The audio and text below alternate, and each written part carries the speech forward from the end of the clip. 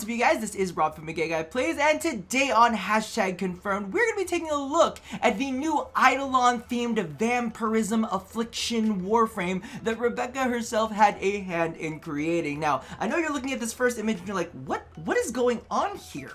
What is this? What is this? Why are we looking at a Magic the Gathering card? But if you can see, this is actually from Rebecca's Twitter. She went ahead and posted this up. She's been a fan of vampires for a time, and as you can see here within the new set, she actually pulled out an Arvad the Cursed, which is a legendary vampire knight. Now, see, Arvad is my man when it comes down to it. As you can see, we had a little bit of a tete-a-tete, and I think that she was a bit shook with my late 90s clap back with The Boy Is Mine. So she decided to go ahead and create her own Warframe. So let's go ahead and take a look at what this baby looks like. Now, when they went ahead and showed off the concept art, I'm gonna be completely honest with you, when I saw it, I was like, so this looks like a Hydroid deluxe skin? What's going on here? It's like Hydroid with extra tentacles coming out of his guts everywhere. What is going on? Until they went ahead and actually explained that this was going to be an Eidolon themed Warframe, which of course begs the question, how are we going to get an Eidolon themed Warframe? Are we going to need to use Eidolon shards and all of those parts and whatnot to be able to make one? Is there going to be a quest line that goes along with this? Like, how does this fit? He's currently being called the Revenant, so like the leftover, or kind of, you know, the undying basically. And I mean, that would make a lot of sense when we take a look at what's going on in the planes, because, you know, all of those are literally bits and pieces of old Eidolons or old sentients. So a part of me is kind of like, he's come back. So clearly we're probably going to want to farm up a couple Eidolons in order to get some resources to make him. But his overall design actually looks pretty cool. The one thing that I do have to say is he looks a little bit lanky, but then I thought in my head, the Eidolons look a little bit lanky, so I guess it kind of fits together. I'm really loving all of the ghost effects, and the gigantic katana that comes along with it looks pretty sick too. Originally when I saw it, I was like, oh, that's pretty, but now that we kind of see it all come together, I'm like, wow.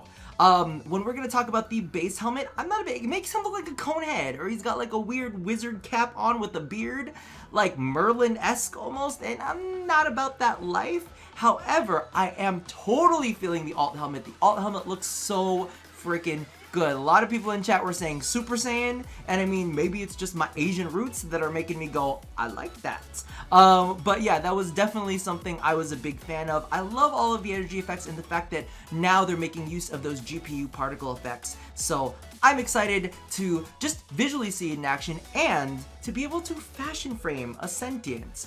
Now, let's go ahead and move into their abilities, and if I'm gonna be honest with you, when I first heard their abilities, I was like, what? What are you trying to tell me? Like, I had to watch it several times because I did not quite get what they were saying. So after a couple of rewatches, I went ahead and kind of like sorted through everything in my brain and put it down into like a little sheet that's easy to understand. Alright, so the passive is an innate lifesteal based on the amount of the energy that you currently have. So if you have more energy, you have more lifesteal. Now, they did not really go into this too much. I'm hoping that it is not melee weapon dependent, and it is kind of like Saren's new Toxic Lash, and you can use it on any weapon, because it would be so freaking nice if you could back off from a fight, you know, just do a little quick bullet jump, knock some enemies down, and then take some pot shots from afar to regenerate your health. Fantastic, and it goes really well with the whole kind of like Affliction vampire theme.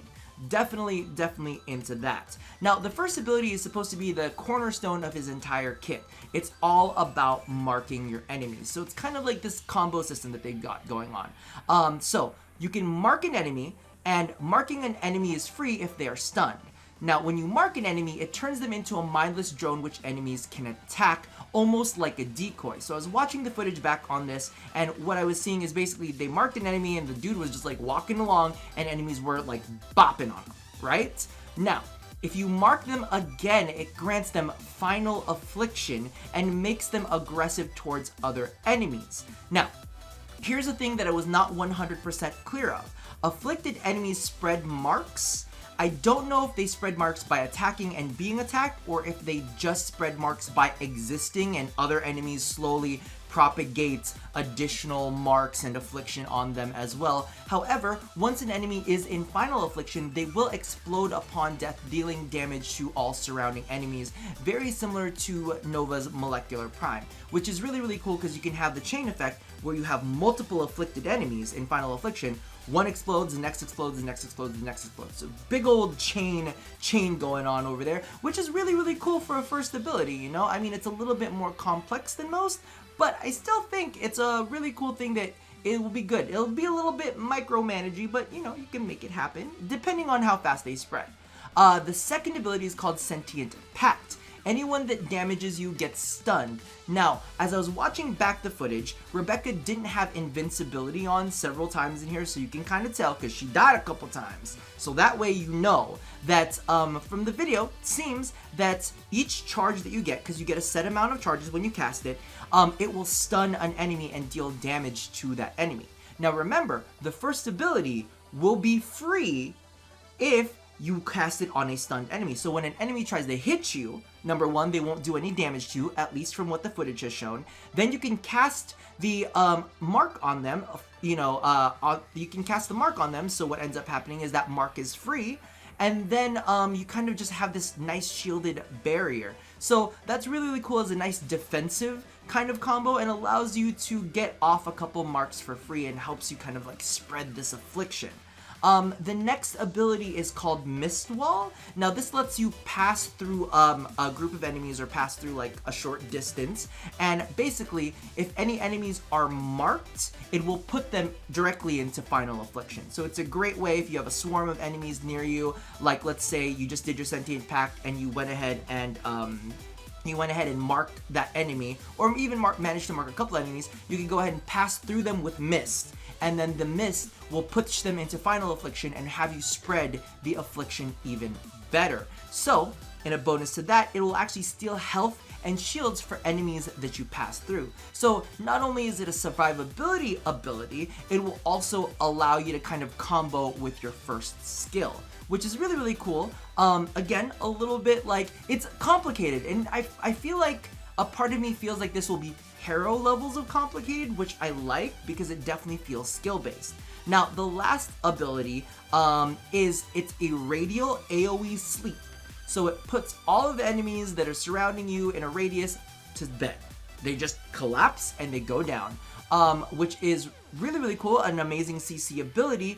But the greatest part about this is it allows you to pick up energy and health upon death. So any sleeping enemies that you kill, you'll be able to get health and energy back from them. Now this combos extremely well with one, because as you guys know, when you afflict an enemy, they all explode, right? When enemies are in final affliction. So you get all of your enemies, you make sure that they get all final afflicted and shit, and then they explode, dealing damage to all other surrounding enemies that are also asleep, which restores health and energy in a big area of effect. So it really seems like if you manage your abilities well, you can really assist yourself and keep yourself alive really well. My question is, will the ultimate also affect your allies? Because if you think about it this way, now you've got a big AoE heal and also a big AoE energy like refresh, right? So it's kind of like energy vampire slash not really, I guess you wouldn't really say blessing, but it's like energy vampire plus like a heal portion to it when all of these enemies die. And I think that's absolutely fantastic. It's a really, really cool concept. Like I said, at this point, it feels very similar to Hero in management levels. I'm not saying that their kits are alike. I'm saying that management-wise, you know, there's going to be a lot of pay attention to whether the enemies are marked, make sure that they are finally afflicted, go ahead and toss your CC on them, you know, like all of these things that you have to put together. But it does seem like especially if that ultimate refreshes everybody in an area of effect, that might be an amazing way to not only support and CC at the same time. I think it's a really, really creative frame idea. It's a great way for, you know, Rebecca to feel better about, you know, losing her Arvod, because, you know, he's mine. The boy's mine. Just letting you know. So now she has her own little vampire in game, which should make up for it, right? Regardless, I'm very, very curious to see exactly how you guys feel about the new Warframe down in the comments below. Also keep in mind and just be be constructive, because this is our first look.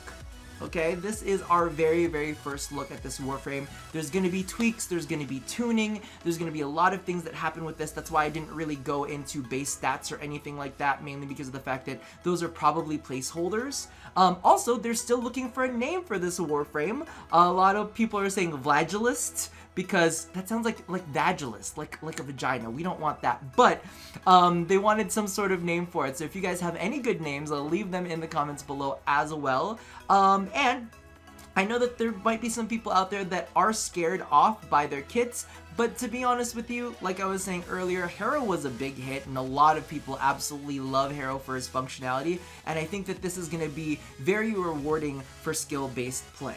So don't go hating yet.